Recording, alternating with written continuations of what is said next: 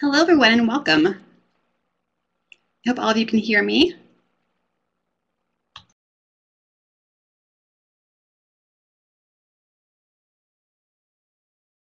This is the Globe Student Climate Research Campaign Quarterly Update. This is our first one for Phase 2. My name is Julie Malmberg and I am part of the Globe S&E team, Science Education team, and I'm glad that you're all here. Let's go ahead and get started. So first we have an overview of the talk. We're going to talk about what the Phase 2 of SCRC means, participate in SCRC, including a school highlight, competitions, social media and blogging, regional campaigns, and also important upcoming dates. So first, what does SCRC Phase 2 mean? We've been in Phase 2 since September, and the elements of Phase 2 include entering data, as was in Phase 1, and we have our intensive observing periods. During Phase 2, we have the Great Global Investigation of Climate and the Climate and Land Cover campaign, and both of these were also part of Phase 1. And new to Phase 2, we have our Phenology and Climate IOP, and also our Surface Temperature Field campaign. And we also have Climate Foundations, which we had in Phase 2 as well, or sorry, Phase 1 as well, research projects and webinars every 3 weeks, which is new to this year. And the main focus of Phase 2 are research projects. We are really highlighting students creating research projects and learning how to take their data, ask questions that can answer with their data, and then formulate questions and complete a project. So the research projects, we're really encouraging students to ask the question, what is my climate and how has it changed over time? So students are encouraged to develop collaborations. They can do this with local scientists to look at their local climate. They can connect with other Globe schools. This can be done via our new webpage, or also some schools are Skyping or emailing each other. And then finally, share results. And results can be shared with students from around the world.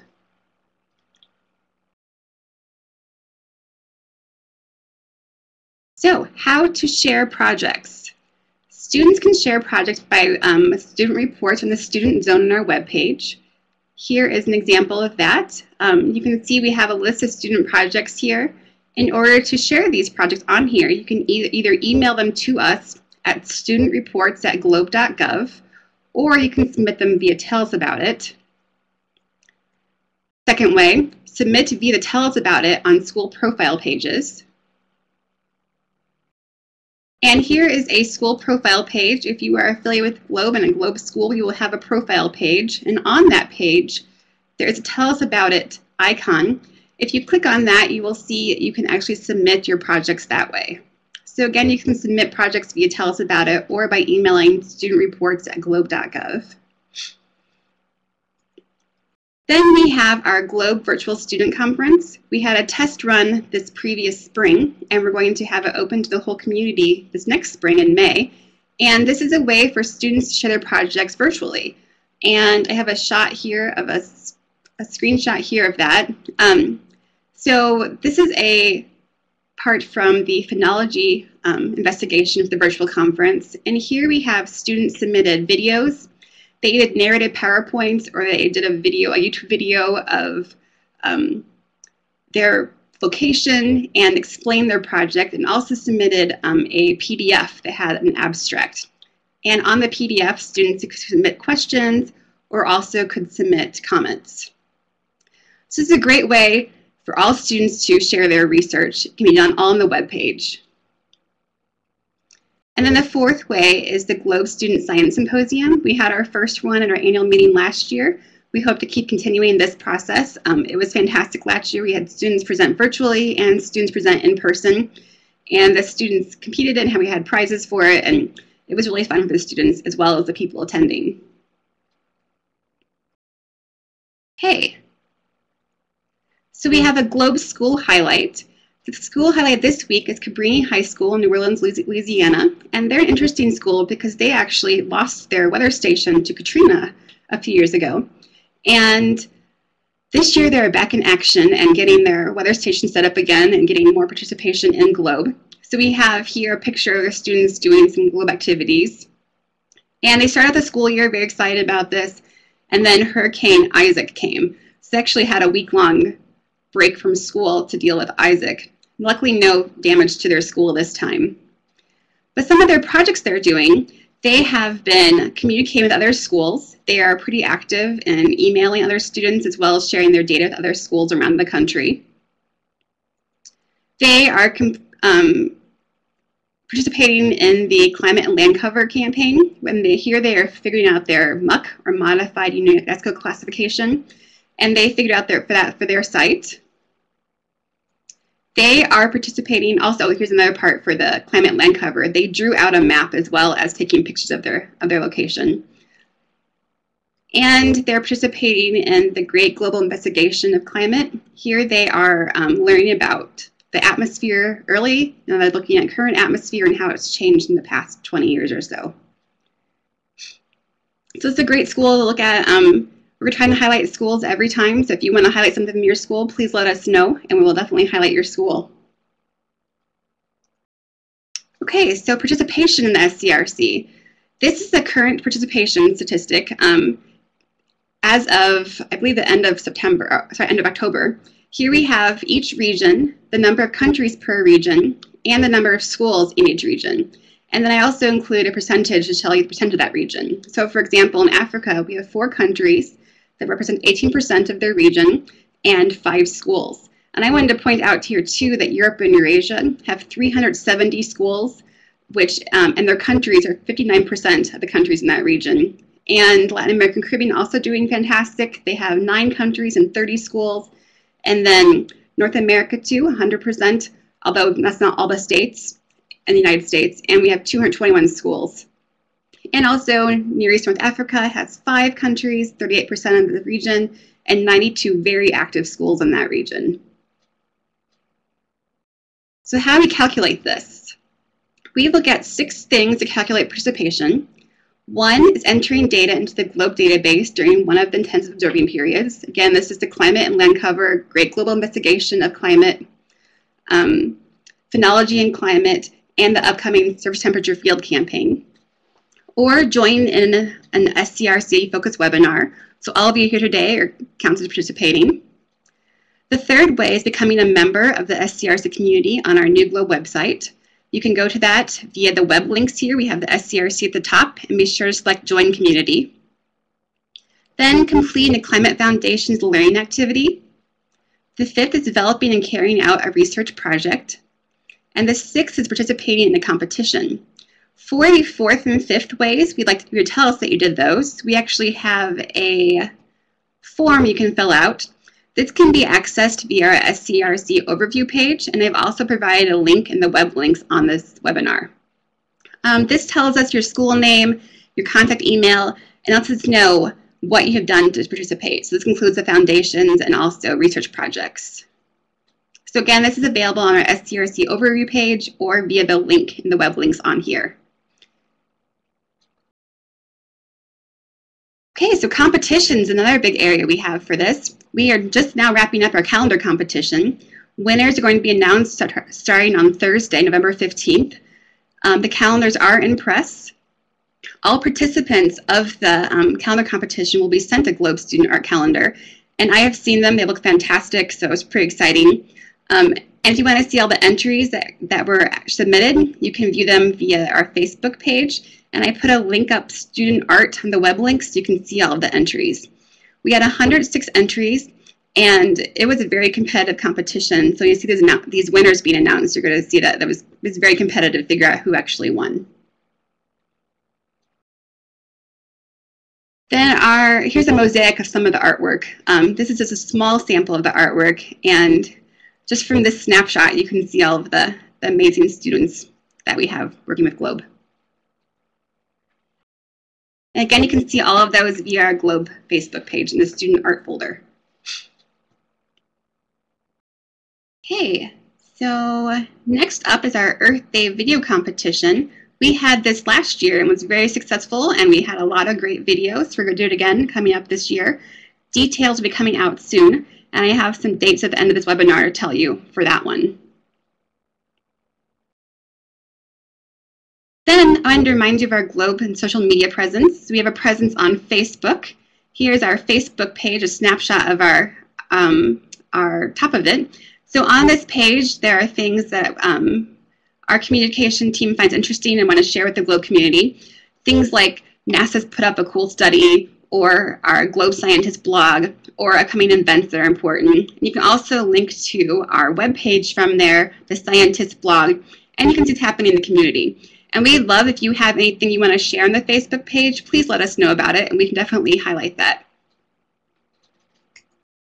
And if you are interested in keeping aware of what's happening on the Globe Facebook page, on the like icon, you can actually select to have it show in your news feed. You can also add it to your interest list. However, I've had a lot of luck having show in news feed too. This is a new policy on Facebook where they aren't showing up organizations in your feed anymore. So make sure that if you want to keep up to date on Globe on Facebook, to make sure you put show in newsfeed. We also have a presence on LinkedIn. If you have a more professional social presence online, you can view our LinkedIn page. And on here, same ideas. We have a scientist blog linked on here, important activities, and so forth. Finally, we have a Twitter page. And our Twitter feed, we have, it's pretty easy to communicate with us via Twitter also. We try and put, again, our blog links, important links, and also retweet things that we find relevant to Globe. So 3 other ways to stay in contact with Globe. Then we have our Globe Scientist blog. I have a link available for you up here, blog.globe.gov, pretty easy to remember. Or you can click on the web links, the bottom ones, the Globe Scientist blog. So the Globe Program Office scientists and also Globe community members are writing. If you have a blog question, or if you or someone you know would like to write a blog, please let us know. We try and have highlight areas from around the world and also topics that vary. So if you know somebody, or if you like to write a blog, be sure to let us know at science@globe.gov. Some recent topics we've had included non-stationarity, which looked at how climate normals are changing. We had a Full Circle Superior blog, which looked at a team walked around Lake Superior and looked at the environment around it. And then we had our office's Green Down experiences in our phenology and climate blog. Then regional campaigns. We are trying to highlight more regional campaigns. So if you're participating in a regional campaign, please let us know about it. You can email us at science@globe.gov. And we are working on a procedure and template to include regional campaigns on our webpage. We know there are fantastic regional campaigns happening out there, and we want to share those with the community. So please let us know about those. Again, email us at science@globe.gov, and we'll get back to you on how to actually include that in our regional campaign section of the webpage. So the next part of the SCRC is our intensive observing periods. And here's a calendar overlooking the whole year. Up in November, currently we have a phenology and climate IOP. This is green down or green up, depending where you are. And I know it's getting towards the end of the season for that, but if you are closer to the equator, be sure you're checking those. And then in December, we actually have 3 IOPs. These include the Great Global Investigation of Climate, which is looking at atmosphere data, phenology and climate again, and also our new surface temperature field campaign, which we will have more information available about that for you soon. This has been an ongoing campaign put on by Kevin Skowski, and it's a fun one for students to do.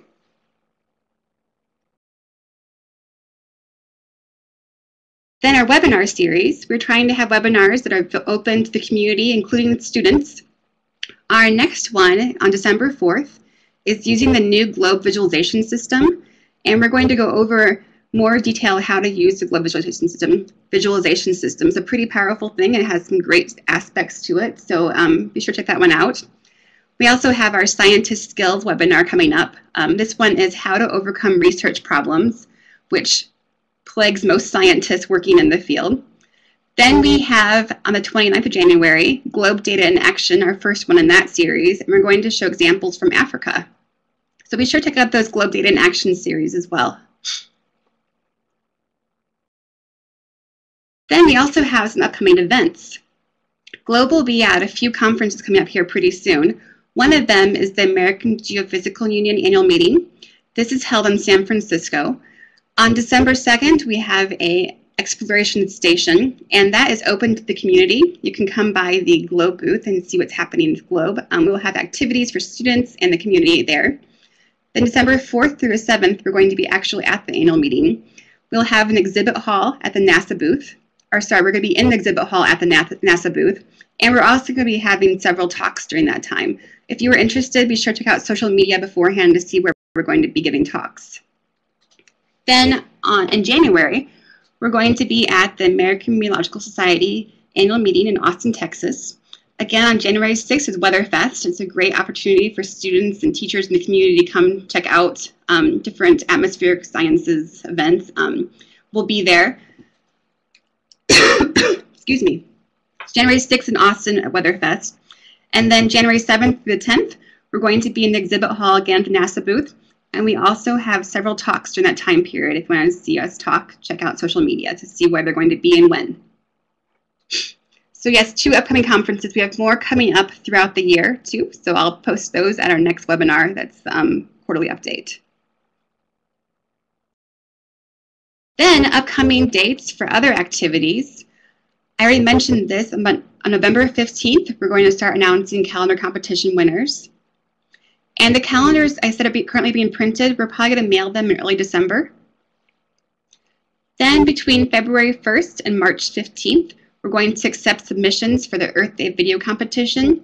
We'll have an announcement about the Earth Day video competition going out very soon, so you can know more details about that. March 15th through April 15th, we're going to be accepting submissions for the Globe Student Virtual Conference. On April 22nd, which is Earth Day, we'll start announcing our video winners for the Earth Day video competition. Then May 6th to 31st, we're going to have our Globe Student Virtual Conference be open. And again, this is a chance to see projects from around the world and also comment on them and ask questions. And then on August 10th, we're going to announce the Student Virtual Conference top entrants.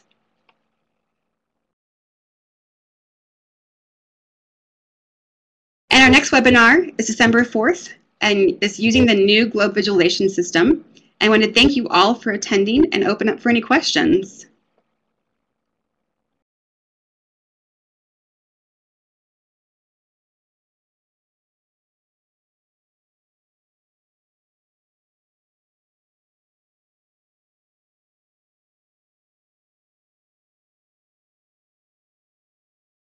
I also want to mention that this webinar will be posted on our webpage under the SCRC discussion forums. If you have any questions after you leave here today, you can post questions there as well.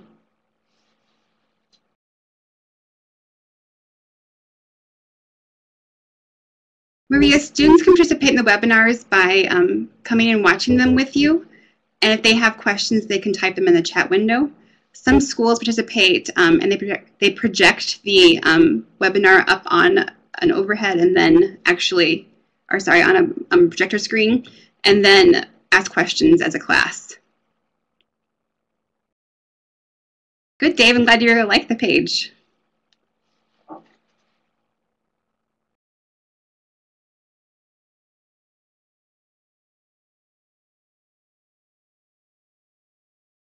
And I also wanted to remind everybody too, if you cannot attend a webinar, we do archive these. And if you can't participate live, your students can watch the webinar later and ask questions on the discussion forum. Dave, I'm glad that you're enjoying the art. They've submitted fantastic artwork, so it's something that all of you should check out, the artwork that's been submitted by the students. It's really impressive. So again, with the student participation, again, we archive these, and you can watch them later and ask questions. Some of our series about data and action and the scientist research series are pretty helpful to students.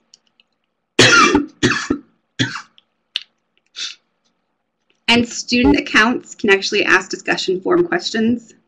So that's another way that students can ask or participate in the webinars.